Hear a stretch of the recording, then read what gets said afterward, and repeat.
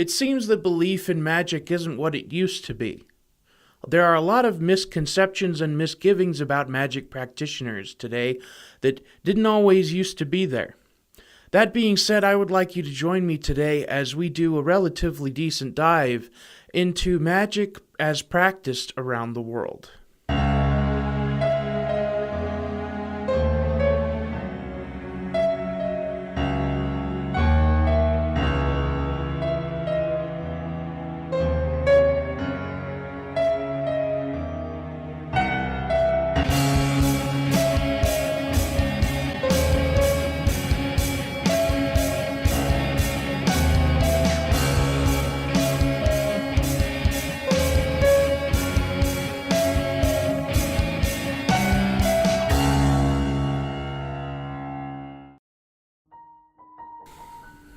Serbian witchcraft. Commonly known as Vlach, most practitioners prefer to live in isolation due to rumors that practitioners encourage murder and possession through their practice. The truth is, most Vlach practitioners are diviners who divine your future and problems, reading string and shucking corn. They believe that the patterns found within can help them determine significant events in someone's life that will help them determine the possible course that person can take. They will also remove or give curses to people through concoctions made with everyday items. Their curses are typically mild and aim to cause a person severe discomfort rather than real harm. Vlach witches are excellent psychoanalysts and can read people fairly easily. Mexican brujeria. Mexican witches worship Santa Muerta, Satan, God, and many other kinds of idols and ideas. The practice of brujeria involves both white healing magic and black magic. The same witch who can give you medicine for your stomach ache can also help you curse your rival to a lifetime of vice and misery, just as long as you're willing to pay the price.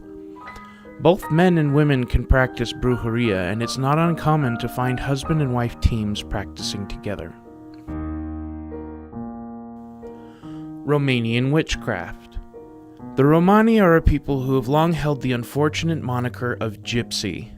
The word gypsy is an implication that they came from Egypt, which simply isn't true. Most Romani find the word offensive and prefer to be called either Romani or Pagi. Witches in Romani culture typically practice divining magic, in which they use tarot cards, animal bones, or rose petals in water to divine someone's future. The majority of Romani witches are white, and the few who do practice black magic practice necromancy, which is the act of summoning the spirits of the dead through the use of personal items or body parts belonging to the deceased. Jinn magic. In the Quran, magic is an act of disbelief that causes real harm, and there is no such thing as white magic.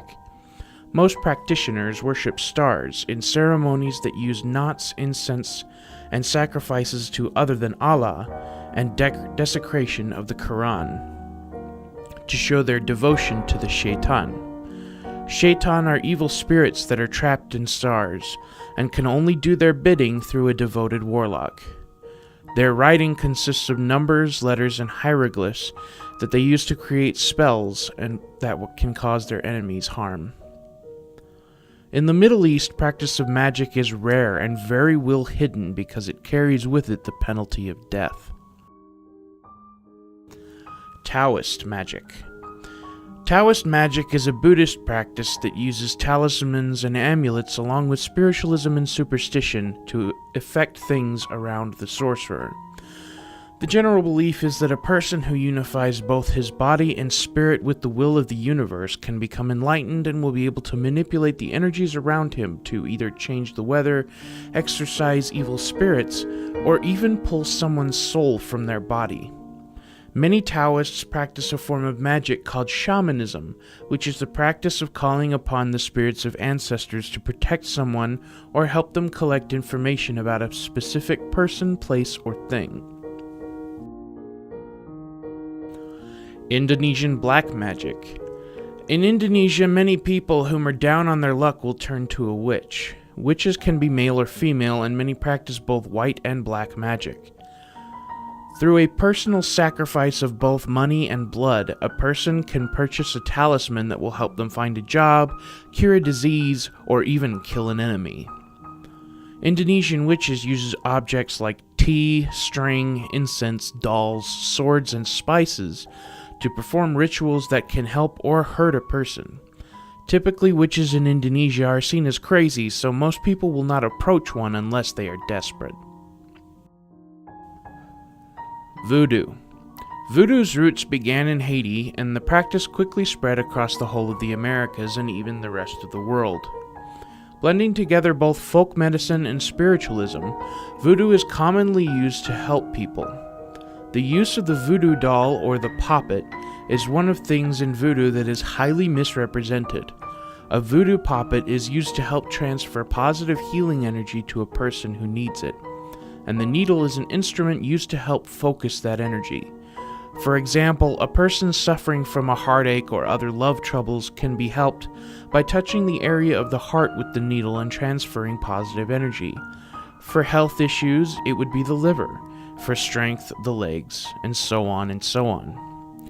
The possession of a person by a spirit during a voodoo ritual is considered sacred and is seen as the only way a guardian spirit can commune or directly intervene with the living.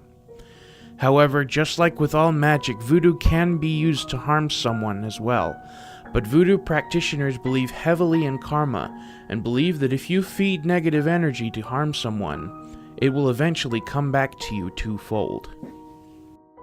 Well, that's all we have for today's episode. If you liked it, give it a thumbs up and click that subscribe button for more. I should post one of these episodes once a week. If you have an idea of something that you would like to see in the future, comment it in the section below. And while you're down there, let us know. What do you fear?